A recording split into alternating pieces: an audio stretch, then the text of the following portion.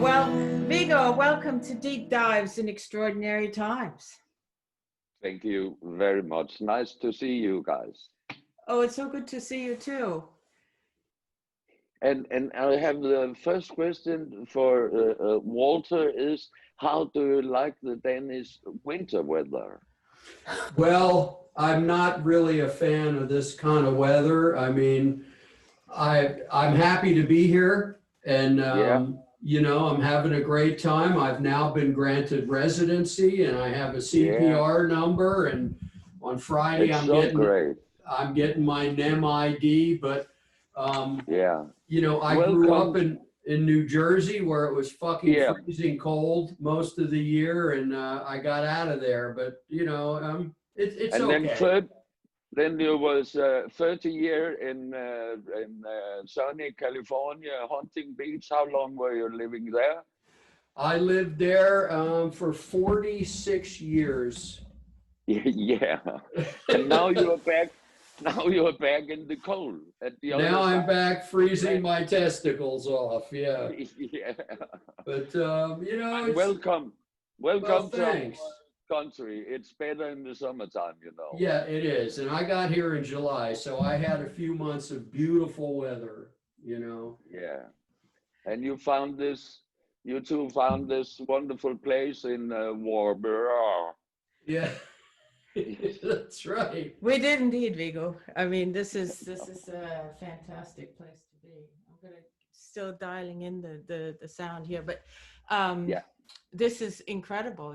For me, this is a little slice of heaven out here in the dunes. Yeah. And now to have my parka-clad husband and my kids with me in this kids place. are also there. Yeah. It must be the best place to be under this corona shit. It must be one of the best places to be. Yeah, it is. Well, in the States right now, corona is going completely crazy, Yeah. And in California, where we're from, they're completely locked down now. Everything's closed, and yeah. It's terrible out there. It's awful. I feel so bad for people who have worked really hard to follow all the regulations and it just drags on because other people didn't, so now it's this really, really terribly awful thing for everyone, And now I think here in Denmark, we had the lockdown from today, and I have canceled all my appointments, everything, until the beginning of January. I'll just staying home. I'm also looking mad. I'm staying in the countryside, and I'm only with a few people around me, and then we have to shut down now and then see what happens. Yeah. I think of it almost as a bear that goes into a cave in the wintertime, and it's hibernating, and we're getting our winter sleep, and hopefully it can be a little bit of a meditative reset for many of us. I think it's there are also some good stuff in I have my place in Bali. I have a little music studio down there, and when I'm there 2, maybe 3 months ago in the winter time, the way why I'm there is mostly the tempo in their way of living. It's much more easy living, and there are no stress. If you're talking with Balinese about stress, you really have to explain, because they don't know what it is. And you can really feel it when you come back to Denmark, to Copenhagen, to the airport with a morning flight. Everything is going double in tempo, And under this corona, I can feel people have taken it a little down, and I think that maybe that's good. Yeah. Yeah, I mean, it's awful for our income. And as you said, you canceled all your shows. Walter has had all his shows canceled since March. And, you know, so we're taking a huge financial hit. But let's hope that there is a flip side to that. And as you said, so you are in Bali, it's peaceful. You get home here, Copenhagen, Aarhus, it's much more busy.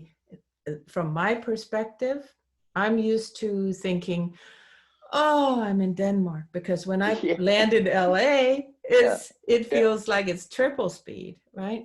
Yeah, from LA to Warburg. It's a long trip, you know. Yeah, it's a long trip. So Vorburg is, for the people that don't know, is this little tiny town in the northwest part of Denmark. It sits right in a national park, and there's dunes. When we look out the window right here, there's dunes, and then the North Sea. And very Viggo, beautiful place. it is. Viggo came in and visited Walter and I a few months ago. And because Walter is learning Danish, Walter had to learn to say this name of the town.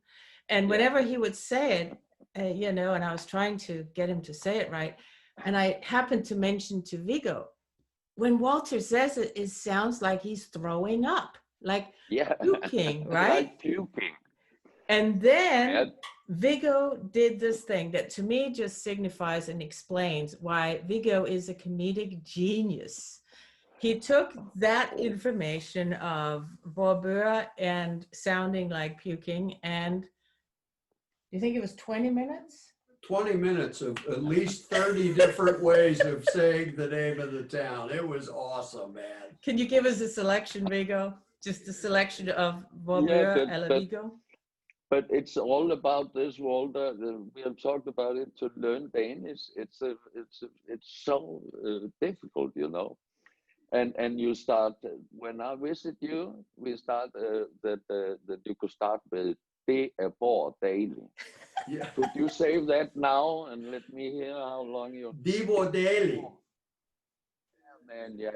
Like LA accent and everything. But then the next is, where do you live? In which town in Denmark do you live? I live in Vorburg. That's not the right pronounce. No, listen. You have to do something very difficult to tell you with, but you have to see. Jeg bor i Vorburg. Abor. And take care, because if you do it too long, you'll say, jeg bor i Vorburg.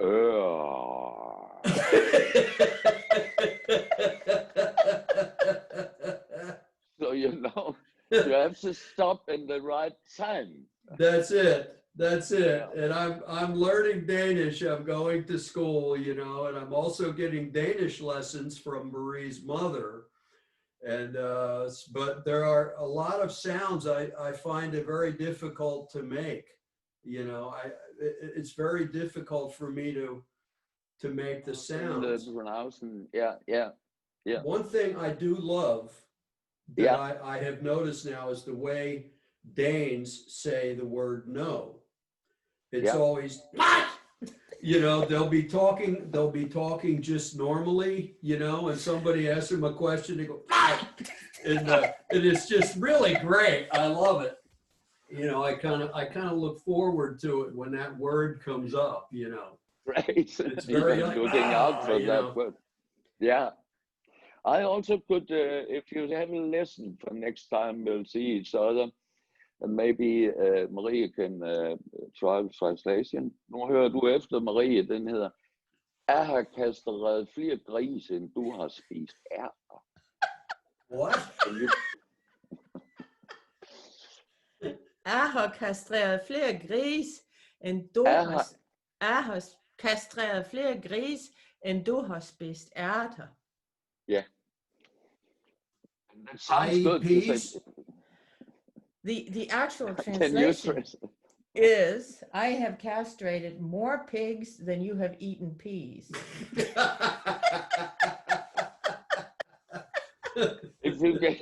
If you can say that in Danish, just try it out. Vi har det. Jeg har kastreret flere grise, end du har spist ærter. Then it's you really know, don't fuck with me. I have kastreret flere grise, end du har spist ærter. My next Danish class is tonight. Oh God. And I'm going to practice it, and I'm going to say that to my teacher and see what she says. Try that. Yeah. Maria, you know it, Maria. You have to learn him before you go to lesson. Yes, sir. But the problem with that, Viggo, we have a problem. It's not really Danish in a sense, or it's an offshoot. What dialect is that? This is totally West Jysk. It's out from the countryside. You can't. Not many people understand what it is, but if you say it in the right way, they can feel it. and I har kastreret flere grise, end du har spist ærter. Now that was kind of pleasant. Den ligger godt. That feels good. Now, the thing with that is, just like det daily, daily. It can mean all kinds of things, depending on how you say it. It could be the thing about castrating pigs. It could be a threat. It could be, I'm really, I'm really like happy to be a farmer. It could mean all kinds of things depending on how you say it. Precisely. And this one is a little fact. If people come too close to me, I say, if you have to, I don't like to fight or something, but you can say that jeg har kastreret flere grise, end du har spist ærter, and then you run.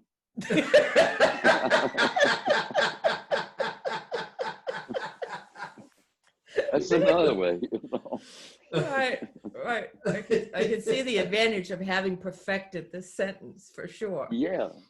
But also, as you say, you can go to a woman in a bar and say, jeg har kastreret flere grise, end du har spist ærter.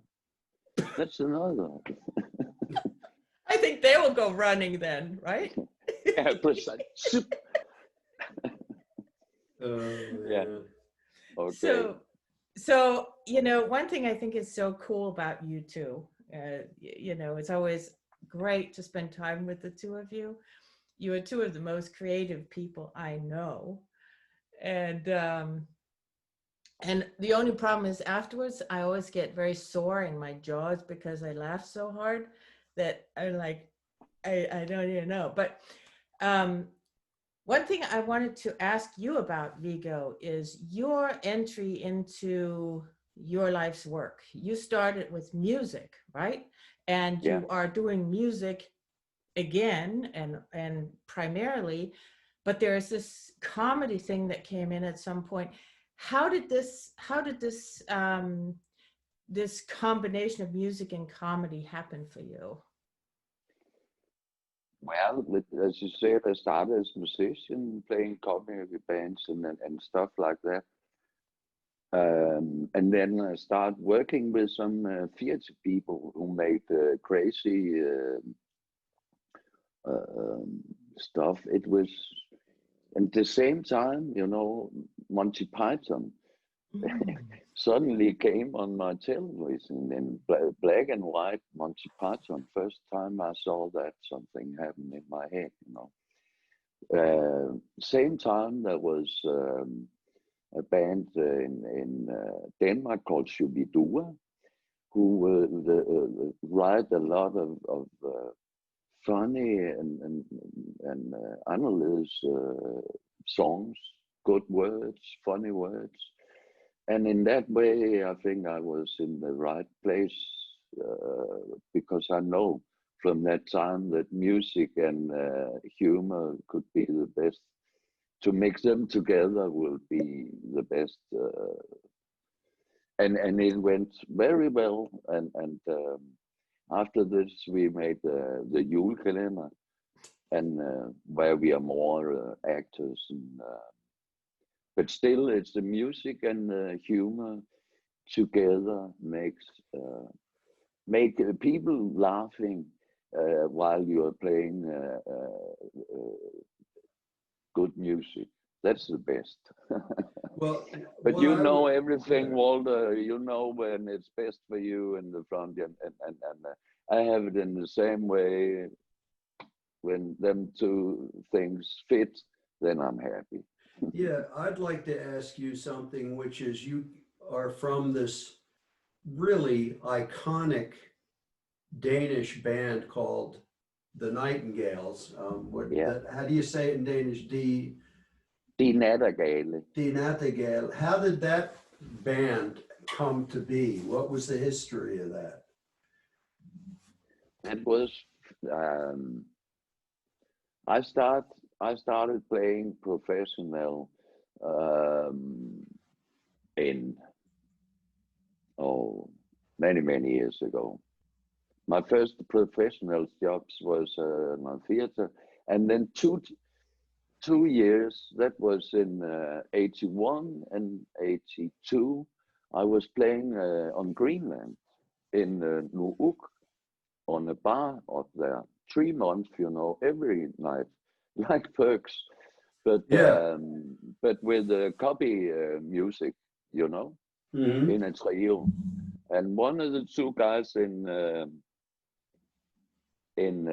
Nattergale was on them 2 trips, and then we found the third man on. We should make a cabaret as a band, Ribe-revyen, the cabaret in 3 months, and then we found Uffe, the third guy, and from that time we start.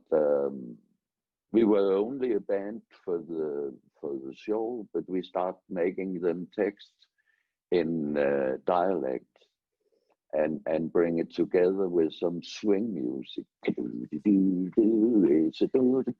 And then sing something shit in Vestjysk. And after this, it was the born of the band, because we felt us three, and we are different persons, very different, but maybe therefore. Yeah. Do you still talk to those guys? Yeah, they were at my place. We had a dinner not a long time ago. We are not talking so much, but once a year we are together, and Yeah. I don't think they don't work they don't want to work anymore with this. They are doing other things. Okay. It's okay, but I would like to go a little on the road with them, but Yeah. 2 against 3, 2 against 1, Yeah. But we are friends, and oh yeah. Yeah. Well, that's cool. I've seen the Eula calendar, Yeah, and it's great. yeah, but there's a lot of learning Danish, English. Yeah. English. That's a good. Yeah, I'm going to try and speak into this microphone, Walter. We'll put this in the middle. It won't be so pretty, but Can't hear me? I'm having a hard time getting this one to really do much. So we'll share this yeah, baby. Okay. yes. So so I think the Nightingales, that was also such an iconic moment, that every Dane for a number of years Yeah, knew the Nightingales, and yeah, you'd say the word and everybody would just start smiling. yeah. And the routine, the comedy routine that you made, it became a part of Danish language. So it's an extraordinary Yeah. accomplishment, I think, that you guys did. Yeah, it is. We are very proud and humble about that, because that's a great thing. We didn't know it, when we made it. We made it from manuscript day one. the 1st of April, and we were working for all the summer, and then it was in television the 1st of December. You can't do that anymore. But we were just writing and filming and writing and filming 30 years ago, you know, with all the power we had. And we thought when we started the show on telly, we thought this is now you have all your build up will be destroyed. We were so afraid for the first, and then it grew to be what it is today. It's we didn't know what we do. Humlebilen, der ikke kan flyve, er noget der, det er på engelsk. The bumblebee that couldn't fly. Yeah, but it did.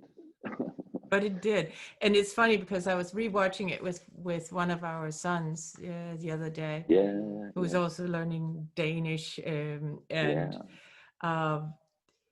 And you are actually, I think it's like the 3rd or 4th episode, you're saying something about, well, can this really even be a julekalender?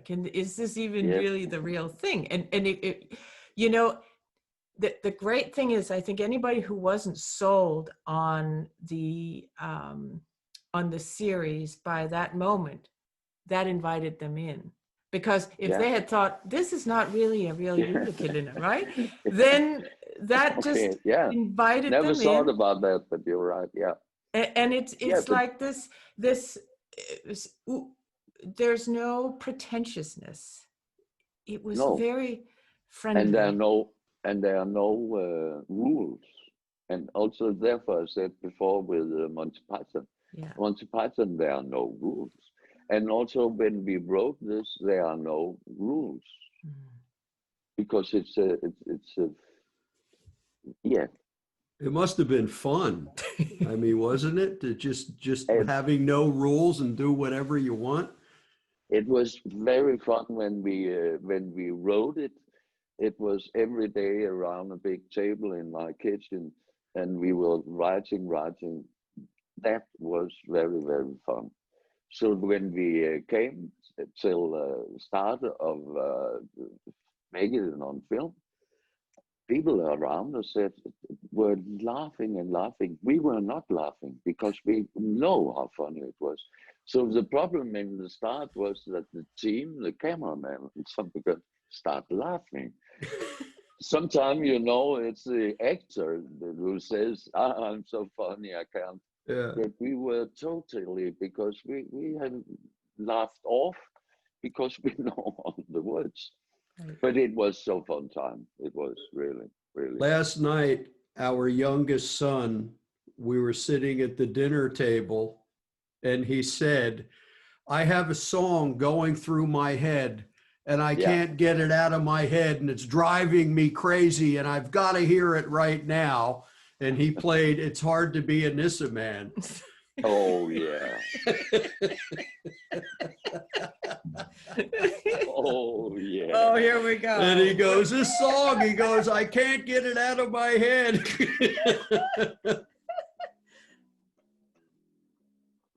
It's a dark and stormful night, and the sun has gone down. It's a dark and stormful night, and the sun has gone down. The sun has gone down, it's a dark and stormful night.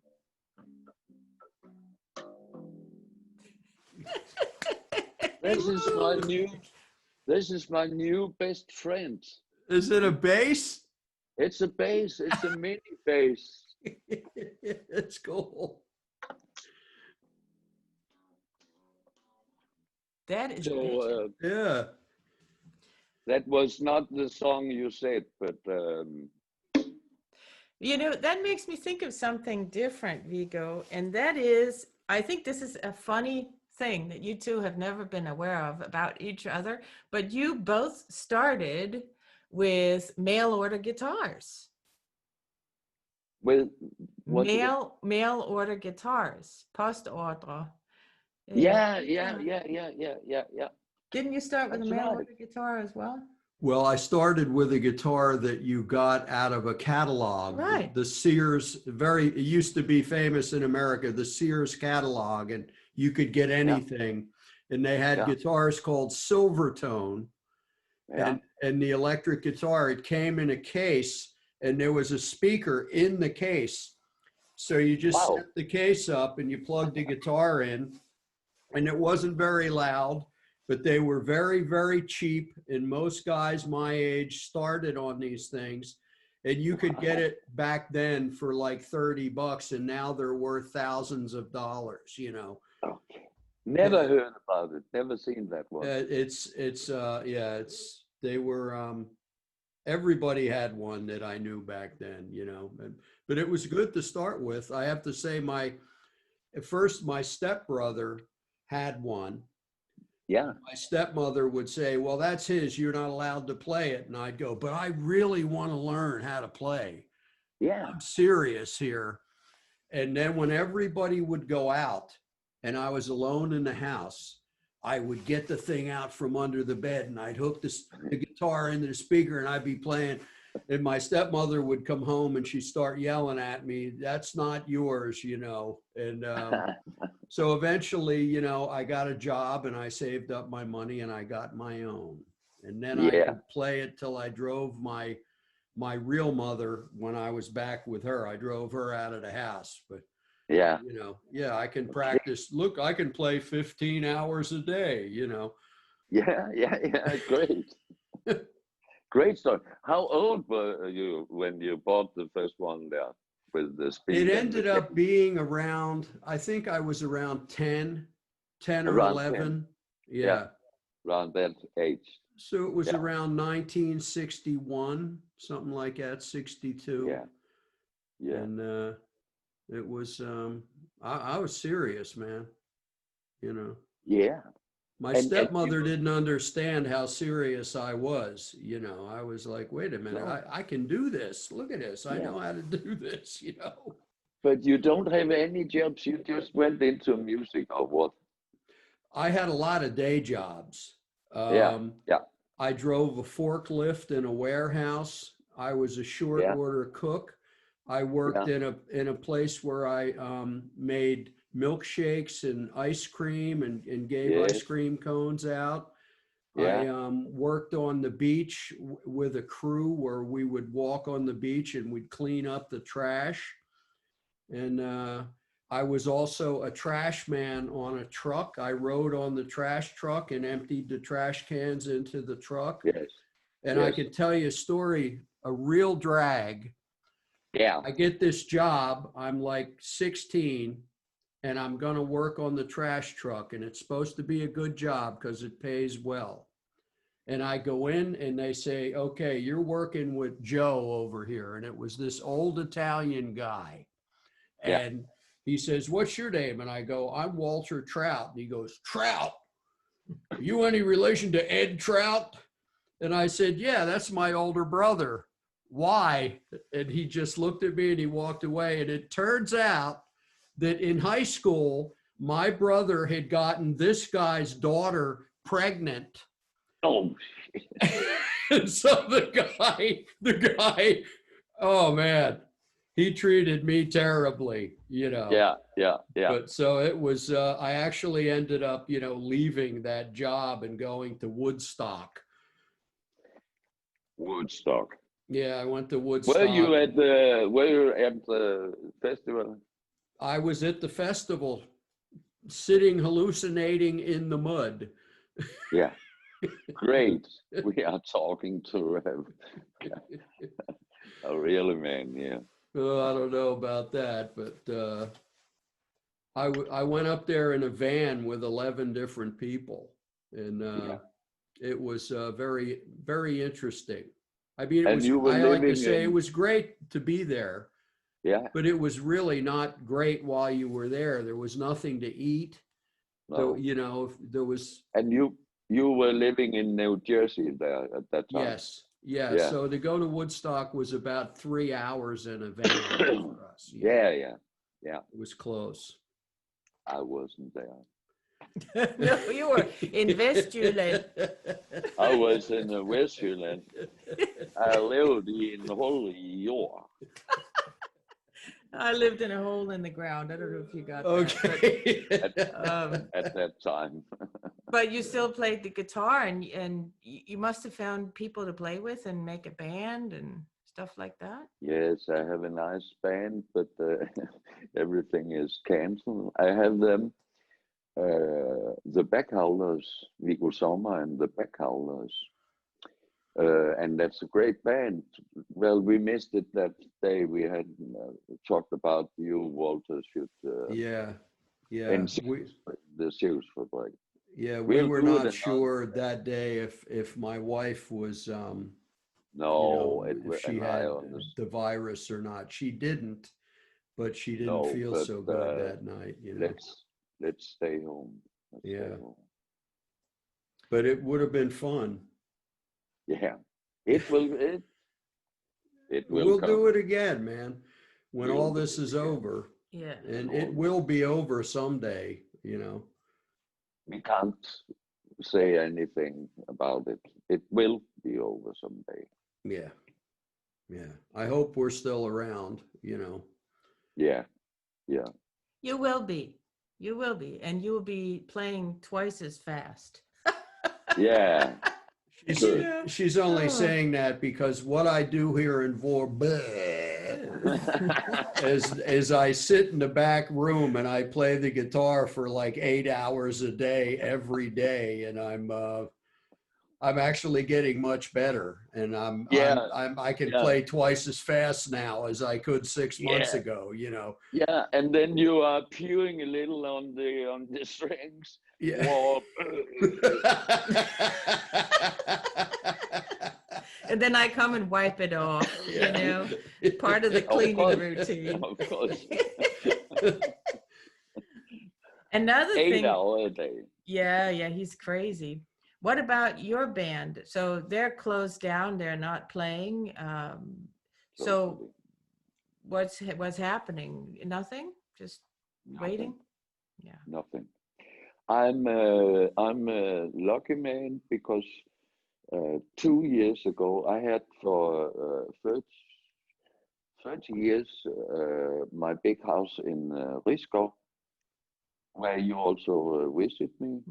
I sold that 2 years ago because it was too big and the children are out of the house, blah blah blah. And then I sold it, and that was good for me. And here where I stay now, I'm just rented in. I own nothing, but it makes some money in the bank. So I was lucky to do that in the right. You know what that sounds like? We have to make money again, of course. Yeah. Well, but at the same time, it sounds like freedom to me, what you've done, It is something about freedom, yes. Also, therefore, I sold the house, and I've made my place in Bali, it's about freedom and how to use it. Sometimes it's difficult to be free, but to me, I will try to be it. Yeah, because we're weighed down with it, right? It's like a weight. Having a bunch of stuff is a responsibility, and it's a weight of sorts. Yeah, and it's I don't know what to say, but I miss to play with somebody, to be with somebody, do something, Yes. And I think maybe that's what we all need. Yeah. I woke up this morning and started listening to some music, and I went through about an hour of being in a really dark place in my head. Missing music, missing playing to people, missing being with my band, missing playing to the audience, and missing meeting. I love I love meeting the fans at shows. I love to go out and talk to them and hear their stories and be with them. It's a beautiful part of what we do, is that connection. And I got in a really, really dark place today, and sometimes I can turn it off and I don't think about it. I just get up and I go on with life. But today I really had a really deep, dark couple, like an hour there, where it was like it's for guys like you and me, it's like air and water. We need that. We need that, and there's also what we are doing is we are on a kind of mission every day. You have been playing every day. The mission to be together with people, make them laugh, make them everything, and they take it away from us. That's not healthy. Yeah, it is a mission. It's a mission to bring a little bit of joy to people's lives, you know. Yeah.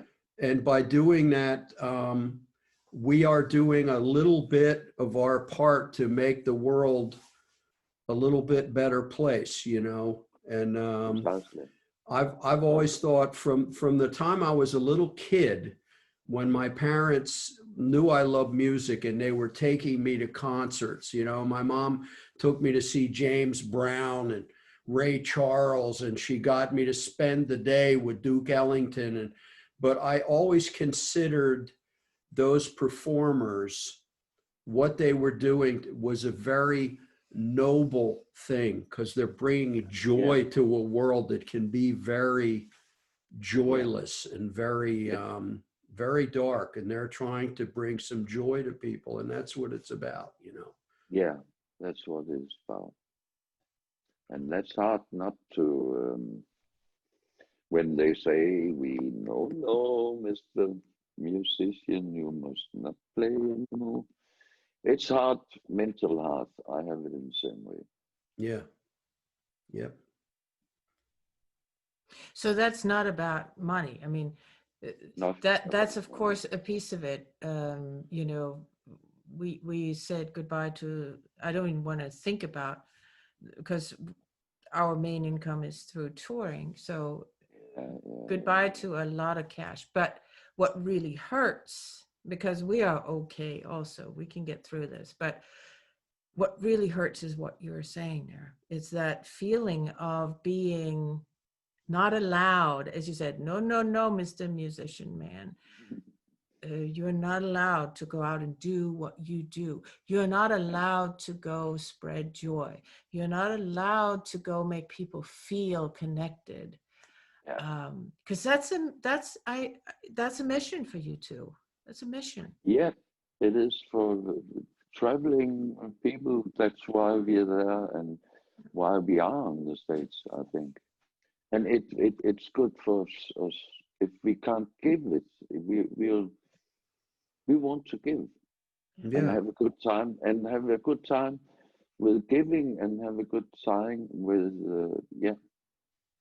And if you can't give, you can. If you can't give it, because you can't play, then it's hard. It's a dark hole.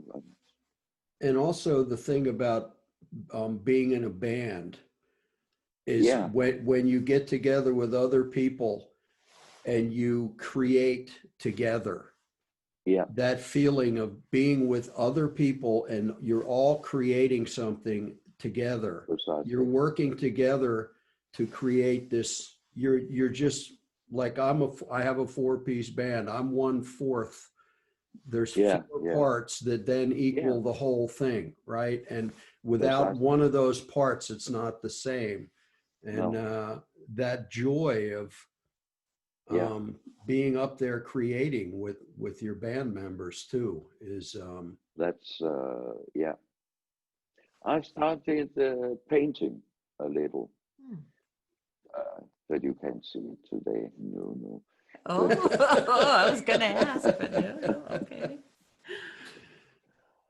Yeah, I started painting a little. I don't know where, but with my guitar, with my instruments, I'm not playing. because Yeah. if I have no ideas to I'm not playing my instruments, but then I start painting a little. Yeah. I don't. Well, that's I being think that creative. I think it we have to stay create creative painting or what we can do, because if you're not creative longer, then there are nothing. Yeah. For me, I have to be creative in one or another way. Yeah. Yeah. It took me a long time when the lockdown happened and when all the tours got canceled back in March. Yeah, yeah, I went for a while where I didn't want to know about the guitar. I had yeah. to turn it off. I had to get it out of my mind. Yes, But it came back. And I think the thing that set me off was a guy in America, a great guitar builder, yeah, built me a custom signature model guitar that's beautiful, and he shipped it to me over here. yeah. And when I got it, it restarted my desire to play again, you know. Okay, yeah, yeah. It Great. inspired me again. And Yeah, so that's been nice. That's been really yeah, nice. You know.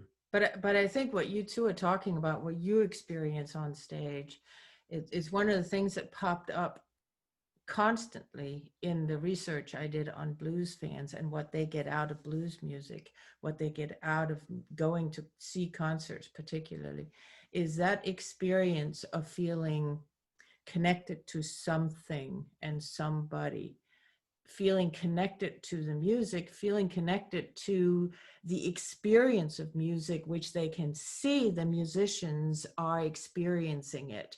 They can see yeah, one all of a sudden gets inspired, gives it to somebody else up there, that then all yeah, of a sudden the band takes off, something is happening.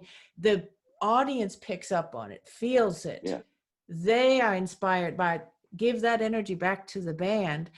yeah, And that experience, I think, is so profoundly lifting for us humans so that we don't feel alone, you know? yeah.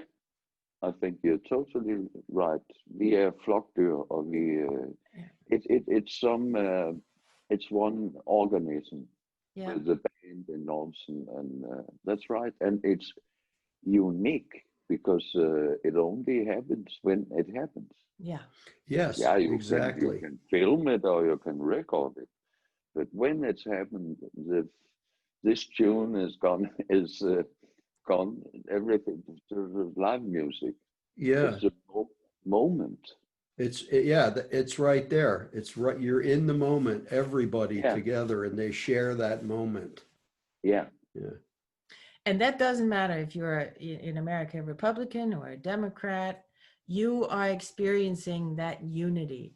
yeah, And it doesn't matter what color your skin is, it doesn't matter. You are having a bonding experience. And so now we have a situation where the music is offline, the polarization is getting much worse, and we don't yeah. have those meeting places to come No, together. no. Yeah. I had the It's experience, Viggo, for instance, the thing about coming together and the thing about it becomes a community, and where yeah, when during that concert it is a community. One yeah, night I played, and after I played, there was this big, huge biker, you know, and yeah, he was all dirty and he was crusty and he had his motorcycle jacket on, and he was yeah, walking up to me like this, and I was like, uh-oh, I wonder what's up with this guy. And he yeah. Here walked comes up to the me and he put his arms around me and he started crying. yeah, And yeah, you know, he fell into my arms and started weeping, you know. yeah, Wow. And he said one of the songs I had played had reminded him of problems he had in his childhood, yeah, and that it had moved him so much, and it was yeah. a beautiful Little, moment, you know. yeah, the little boy and the big man. Yeah, Yeah, must Mhm. have been yeah. beautiful story. Sure. So I just think I know the music will come back. You know, I I know d- it will. yeah, I know. I have to because I have to go and pee. Okay, we'll take a And I break. have to go to the toilet. Yes. Well, So we'll edit that piece out. yeah, I'll take it. Yeah. Give me 1 minute. Okay. Okay. Yes. It, So yes, what you know, the music will come back because not only do we miss it on our side of the stage, but I know there are people sitting on the other side of that stage, the audience, and they're missing that experience yeah, so bad. And I yeah, just know we will find a way for this to happen again, and it will mean so much yes, more. And I think it's important to also keep that in mind every day, that, you know, when Walter was going through his liver transplant, we didn't know if he was going to get yeah. a liver. We didn't know when. We didn't know when this was going to happen or No, if it was going to happen. But we kept I kind of, remember. yeah, and we kept thinking this, we couldn't allow ourselves to go into that dark hole of what if No, this never happens again. no.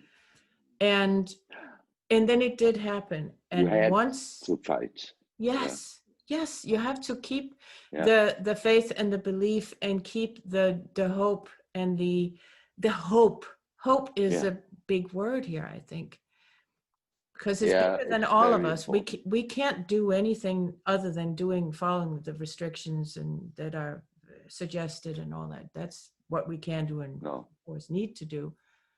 But other than that, it's bigger than us. And so staying hopeful, and I think what you're doing, Viggo, by painting, that is one way of yeah, expressing, allowing that hole not to swallow you up of the darkness. precisely, And Walter, precisely. you're playing the That's the guitar. words. That's Yeah, how it works. that's the words. Yeah, Yeah, precisely. yeah. Because we have to. I talked with my son the other day. We were talking about this with Corona, and now the young people must not party in the Christmas time, and they are so and so. Because you know, I read books about how the young people was under the First World War or Mm. under the Second World War, and you know, it's take yourself together, man, and then make this shut down. What's the problem?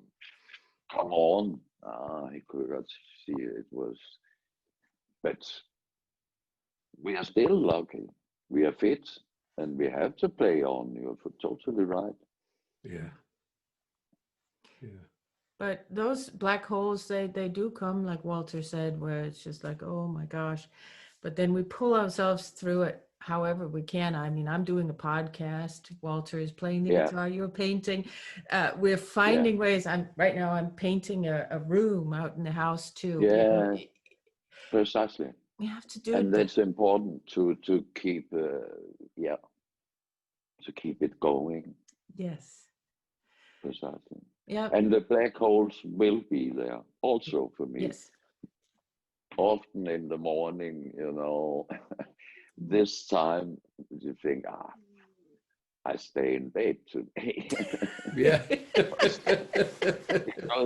But normally I get up, you know. But I've also think that there are some holes, black holes. But, Yeah, sure. There has to be. I mean, I think that's part of this process too, in a sense, yeah, it is. is It just really accepting is. that that is a part of it, and maybe reach out, you know, find somebody to talk to, Yeah, and that are sharing that experience. Right now, we're sharing yeah, it with some people that are going to hear this. Maybe it'll help them too to know, oh, it's not just me that feel like, why should I even get up in the morning? yeah. But but also I'm not staying in bed all day. But you know, from started every day I have, I just stay under the mind. But every day I get up, Yes. about 10 or something. Yeah. And that's the key. So that's a hope. That's the something. So I'm not in the black hole all the time. Right.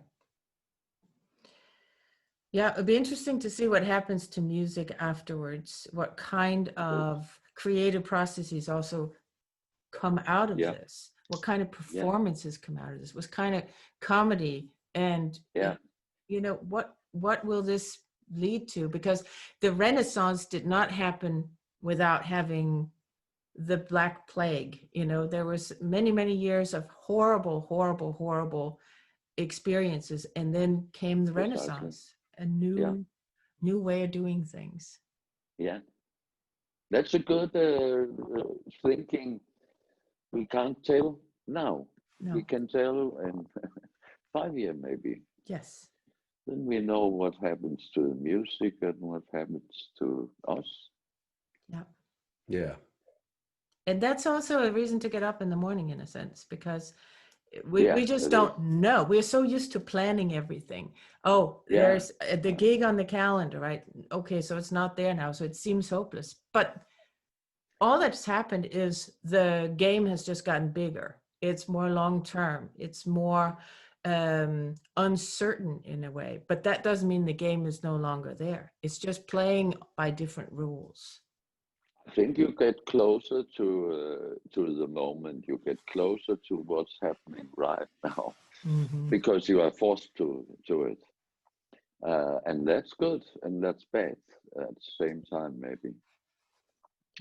But I think the way is that we are living in the moment more than we did before this, because before this you were living in your work or in your car or in somewhere, but now you have to say, I'm bored, I'm really bored, or whatever. You are living in the moment, Yeah. Yeah. And that's sad, but also for some people, maybe also a little good. Now it's also the most dark time in this fucking winter weather in Denmark. So it's really, we are standing the next 3 months. I will maybe sleep in 3 months. Well, you do an actual hibernation, just go to like the bear, Yeah, like a bear, a bear. Yeah. Well, I wake up so early, and it's I wake up at 5 every morning, and I just I always have my things to do, and it's literally almost 4 hours before it's daylight out. It's crazy, man. It's totally And if she gets up at 5, it's 4 hours till daylight, and it's probably 6 hours till she sees her husband. Yep, that's it. That's a good way to do it. That's it. Well, Viggo, thank you so much for coming on our podcast here, and thank you, Walter, for sitting in. It's great to be here with my buddy Viggo. I was thinking, Viggo, you and I have known each other for 31 years. Yeah. 1989. And we're both still here. Isn't it amazing? It's a miracle. It sure is. I know that is a true statement. Yeah. And then I think maybe later we'll tell our story about meeting and all this stuff, but we'll do that another time. Well, that'd be great. Maybe. Yeah. And we could talk about Huntington Beach and the pancakes and you and your trip across America there. Yeah. Oh, we should do that, because do you have another 10 minutes? Let's try and fit it in. I can edit this, or do you need to run? We could do it again, man. We can do it again. Yeah, let's do it again. Shouldn't we do that? Okay. Now we have made this. And then we could make, when it's up to you, the two of you, and then we could take another. day, find another day, and then we talk about old days in how we met each other, their story from Skanderborg, and how we came to Huntington Beach, Perks, and when we met you when you were touring in Europe after that with the big guy. I never forget the bass player. Jimmy, yeah. yeah. And that, so there are lot of stories. We will do the stories next time. And we'll do the Viggo podcast, part 1 and part 2. There you go. Viggo Yeah. Sommer, thank you so much for being on Deep Dives in Extraordinary Times with Walter and me. Until Thank you very much for being in this. I feel really happy to be in this, and I'm not in the black hole now. That's anymore. good. I was this morning, but you got me out of it. Great. Yeah. Great, my friend. Much love to you, man. Much love to you too. Okay. Hi, hi. Hi, hi. We're going back to Wow.